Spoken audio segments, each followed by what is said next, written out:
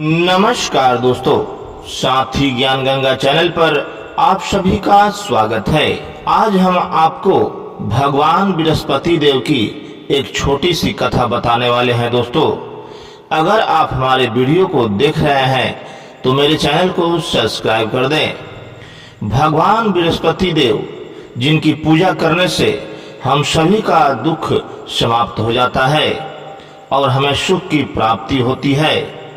भगवान बृहस्पति देव का पूजन बृहस्पतिवार को किया जाता है।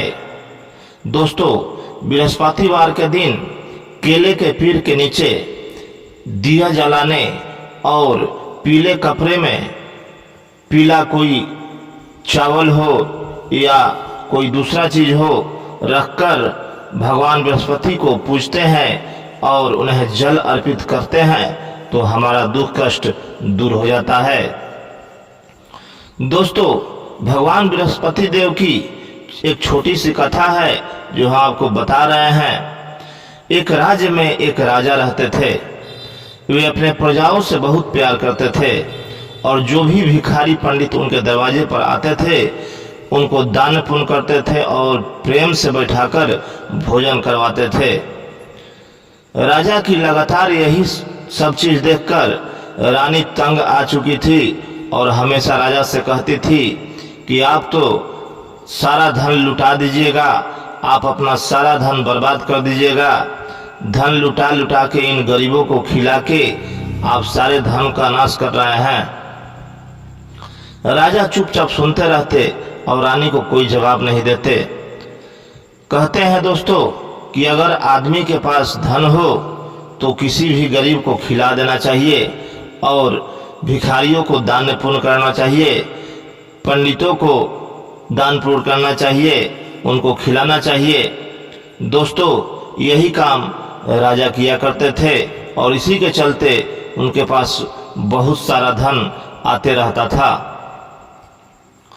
ऐसे ही चलता रहा। दोस्तों, एक बार राजा शिकार के लिए चले गए वन को और रानी महल में रहने लगी। जब राजा नहीं थे उस समय भगवान बृहस्पति देव उनके दरवाजे पर भिक्षा की इच्छा से आए। उन्होंने रानी से बोला कि हे रानी, मैं बहुत भूखा हूँ, मुझे थोड़ी सी भिक्षा दे दो।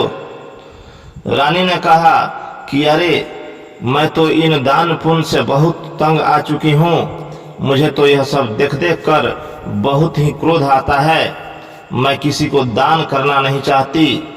अरे कुछ ऐसा उपाय बताइए कि ना ये धन हो और ना मैं किसी को दान करूं और ना कोई भिखारी मेरे दरवाजे पे आए। बृहस्पति देव बोले कि अरे, सारा दुनिया तो पुत्र और धन की प्राप्ति करना चाहता है, तुम कैसी स्त्री हो जो कि धन का नाश के लिए कह रही हो। धन का नाश हो जाएगा तो फिर बचेगा क्या? धन का नाश न करके आप किसी गरीब को खिला दो, किसी भिखमंगे को भीख दे दो, किसी ब्राह्मण को दान दे दो, किसी की लड़की की शादी पैसा वगैरह नहीं हो रही है उस लड़की की शादी करवा दो, आपको कल्याण होगा और यहाँ भी और परलोक में भी आपका नाम रोशन होगा। लेकिन इन सब बातों का उस स्त्री पर, उस रानी पर कोई प्रभाव नहीं पड़ा और वो बोली कि नहीं, मुझे ये सब कुछ नहीं चाहिए, मैं चाहती हूँ कि मेरा धन नाश हो जाए। भगवान बृहस्पति देव ने बोला तथा अस्तु और करके और फिर वहां से चल दिए।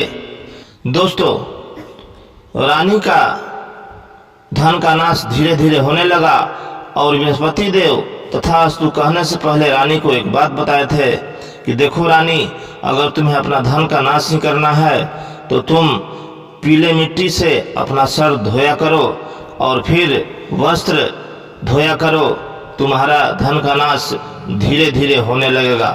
रानी ने बृहस्पति देव के जाने के बाद उनके कहे हुए वचन को किया और अपने केस को 3 बार अभी धोई थी बृहस्पतिवार को, तब तक उसके धन का नाश होने लगा और चौथा बार धोते धोते सारा धन का नाश हो गया। इसीलिए कहते हैं दोस्तों कि बृहस्पतिवार के दिन कपड़ा उपड़ा नहीं धोना चाहिए और साबुन से स्नान भी नहीं करना चाहिए।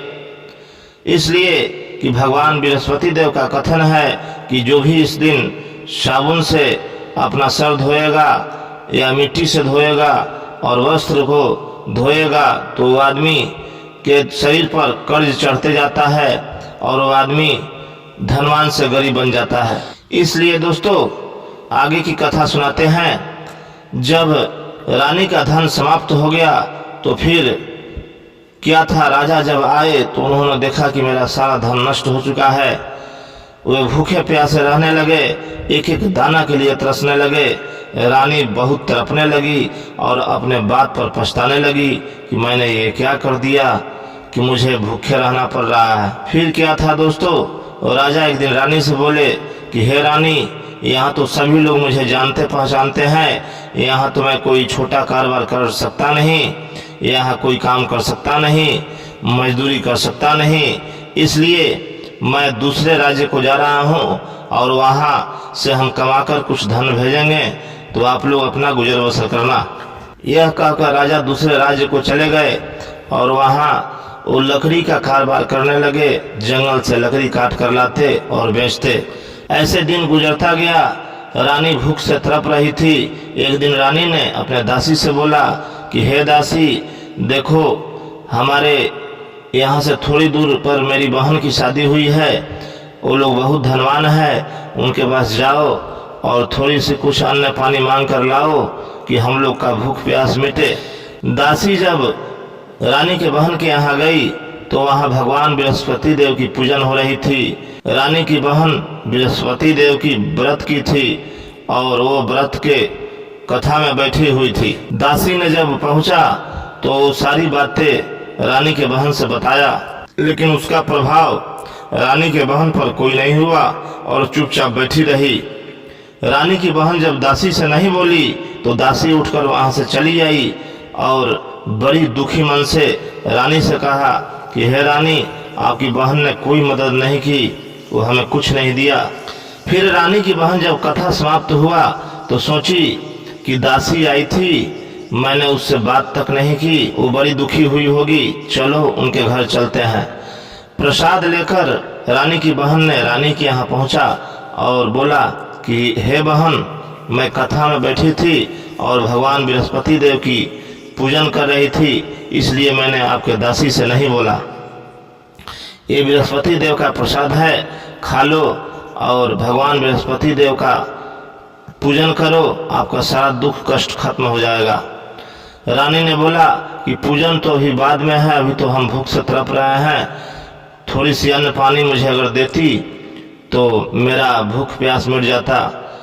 रानी की बहन ने बोला कि देखो, भगवान बृहस्पति देव का नाम लेकर प्रसाद को खाओ, आपके घर में ही कहीं ना कहीं अनाज मिल जाएगा। जब रानी ने भगवान बृहस्पति का प्रसाद खाया और अपने दासी से बोला कि जाओ घर में देखो, ढूंढो कहीं अगर थोड़ी सी अनाज हो तो बनाओ, हम लोग खाएंगे। दासी जब घर के अंदर ढूंढने लगी तो उसे एक घैला मिल गया अनाज और वो चकित रह गई। सोचने लगी कि मैंने इतना ढूंढा था लेकिन कुछ मिला था नहीं, लेकिन एक घड़ा अनाज पर ही पड़ा हुआ है। फिर दासी ने उस अनाज को लेके आया और कहा कि हे रानी, अनाज तो मिल गया। फिर उसको उन लोगों ने बनाया, खाया और फिर रानी की बहन ने बताया कि देखो, आप भगवान बृहस्पति का पूजन करो, आपका सारा दुख कष्ट खत्म हो जाएगा। यह कहकर रानी की बहन अपने घर को चली गई। फिर अगला बृहस्पतिवार आया और रानी दासी दोनों मिलकर भगवान बृहस्पति देव का पूजन किया और उनका कथा सुना। फिर उनके पास कोई पीला कुछ खाने के लिए कोई पीला अन्न नहीं था, पीला भोजन नहीं था। भगवान बृहस्पति देव किसी वेश में प्रकट हुए और वे 2 थाली पीला भोजन दासी और रानी को दे दिया। दासी रानी प्रसन्न हो गई, भोजन किया और तब से दासी रानी भगवान बृहस्पति देव की पूजन करने लगी, कथा सुनने लगी। ऐसे करके कुछ दिनों बाद ही उनका धन फिर से उन्हें वापस मिल गया।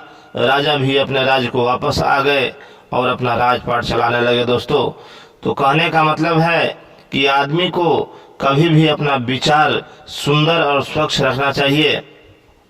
किसी के प्रति दुर्व्यवहार या घृणा भाव या दुष्टता या जलता हुआ नहीं देखना चाहिए।